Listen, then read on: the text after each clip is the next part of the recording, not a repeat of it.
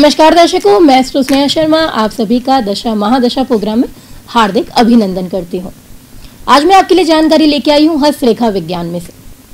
हस्तरेखा विज्ञान के अंदर देखा जाए तो छोटे से छोटे चिन्ह, नाखून, हाथ के आकार, प्रकार, छोटी सी छोटी रेखा, इन सब का एक अलग ही महत्व है, क्योंकि ये सब कुछ हमारे बारे में बहुत कुछ बताने का कार्य करती है।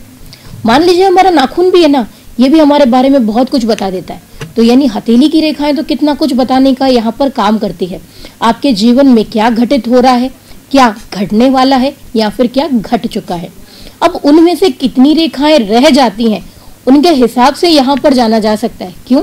क्योंकि हाथों की रेखाएं आती और चली जाती है, लेकिन कुछ रेखाएं रहती हैं जो हमेशा रहती हैं और कुछ ऐसी होती है जो परिवर्तनशील होती हैं।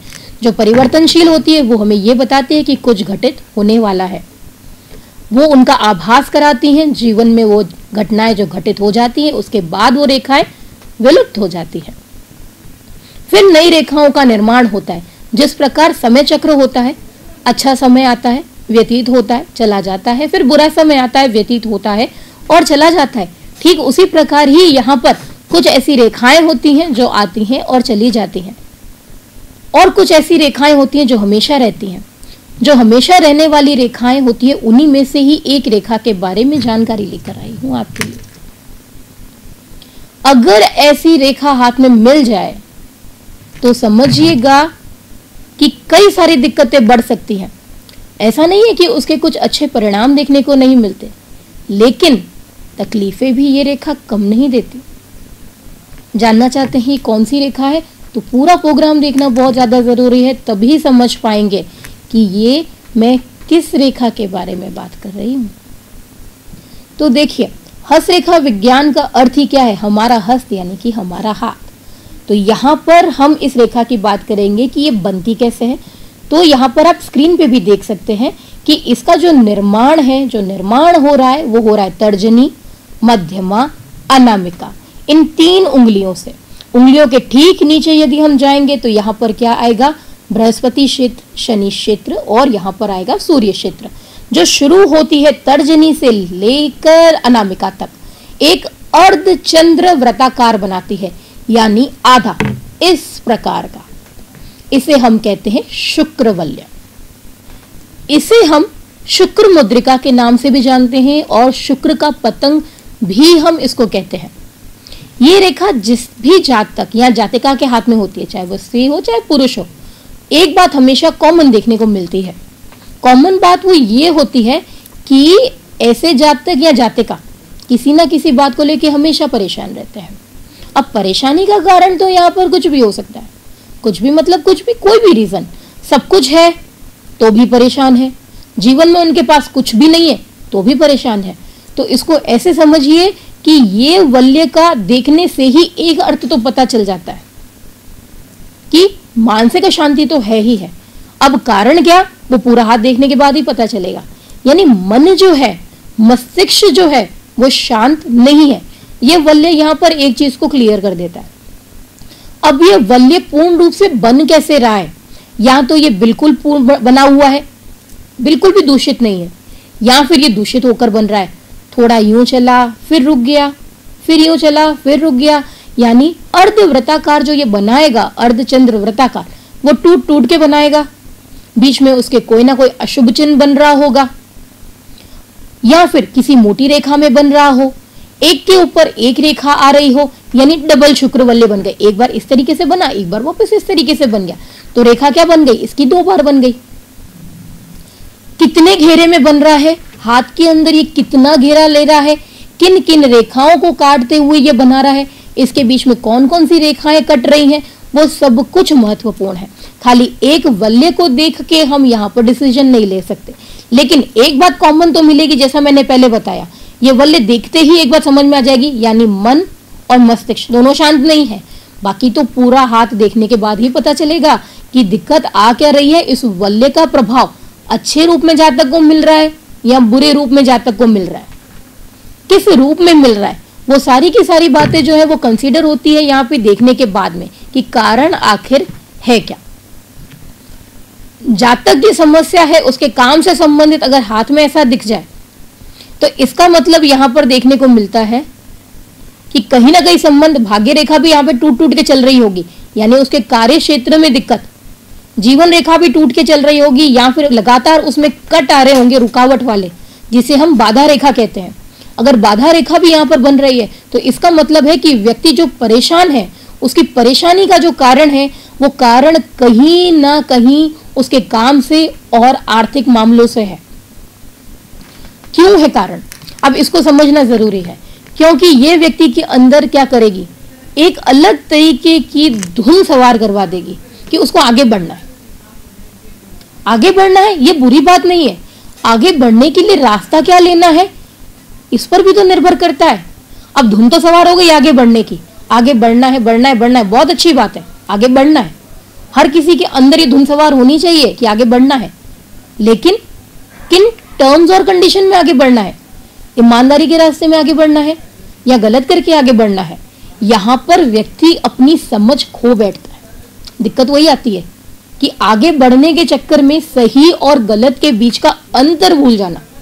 तो जब भी ये वल्य का निर्माण होगा, व्यक्ति सही गलत के बीच का अंतर भूल जाएगा, उसके अंदर जो एक वो धुन सवार हुई आगे बढ़ने की, वो लगातार चलती रहेगी, चलती रहेगी, चलती रहेगी, और वो गलती कर बैठेगा। अब वो गलती किसी भी रूप में कन्वर्ट हो सकती है, वो ऐसा कुछ भी कर सकता है अपने जीवन में जिससे भले बाद में उसको पछताना क्यों ना पड़े, लेकिन वो कर जाएगा। वही सबसे बड़ी समस्या आती है। यहां पर व्यक्ति बहुत ज्यादा भावनात्मक भी देखने को मिलता है। कारण है बहुत ज्यादा, या तो भावुक हो जाएगा, भावुकता में आके गलती कर दे क्योंकि वल्य का निर्माण हो रहा है। तो यहाँ पे डिपेंड करता है बहुत सारी सिचुएशंस के ऊपर, वो जो पूरा हाथ देखने के बाद ही पता चलने वाली है।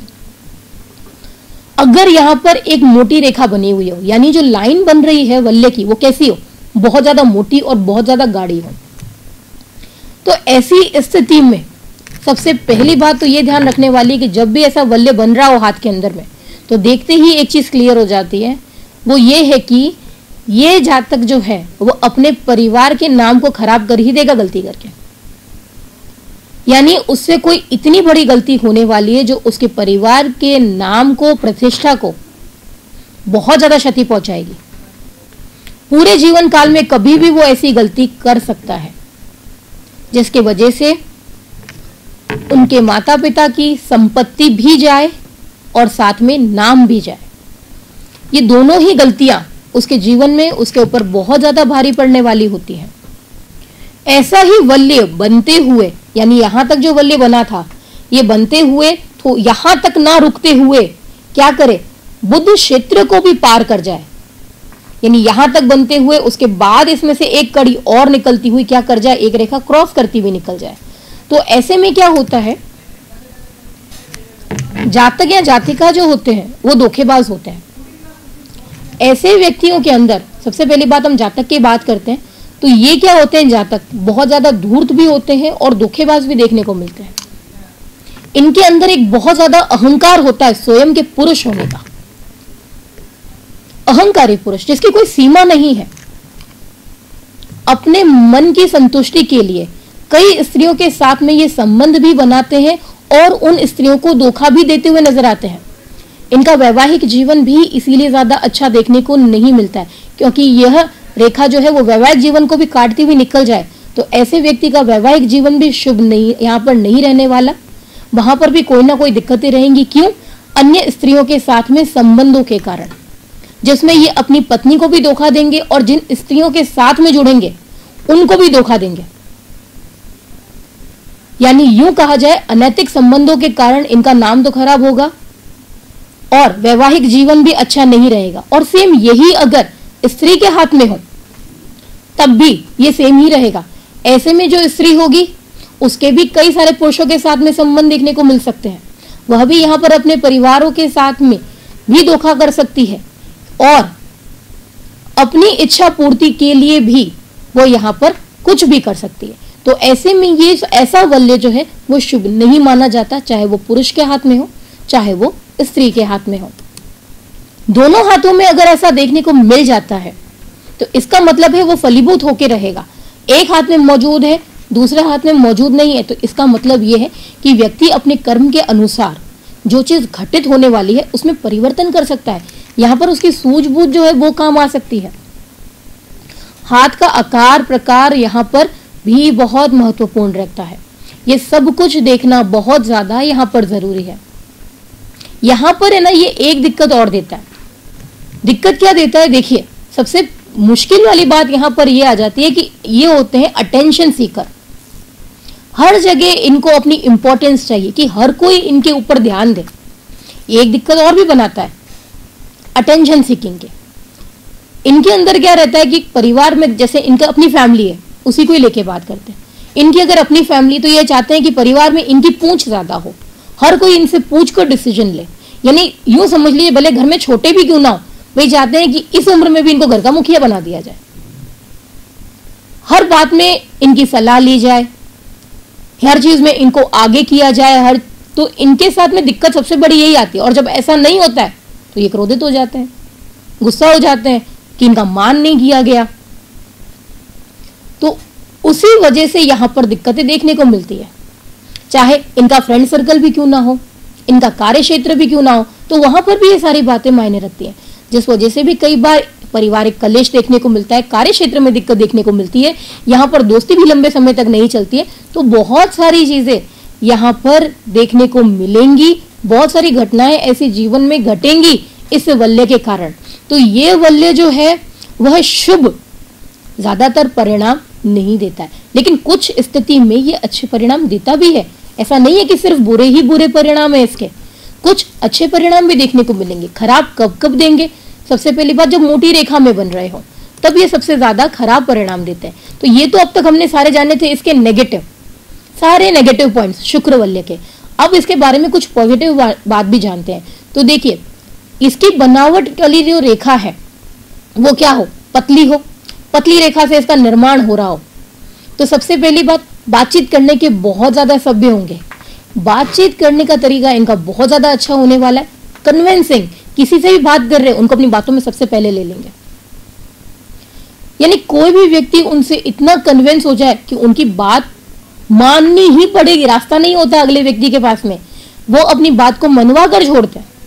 तो ऐसे में ये अच्छे बिजनेसमैन और अच्छे बिजनेस वुमेन बन सकती है, चाहे स्त्री के हाथ में देखने को मिल जाए, चाहे पुरुष के हाथ में देखने को मिल जाए।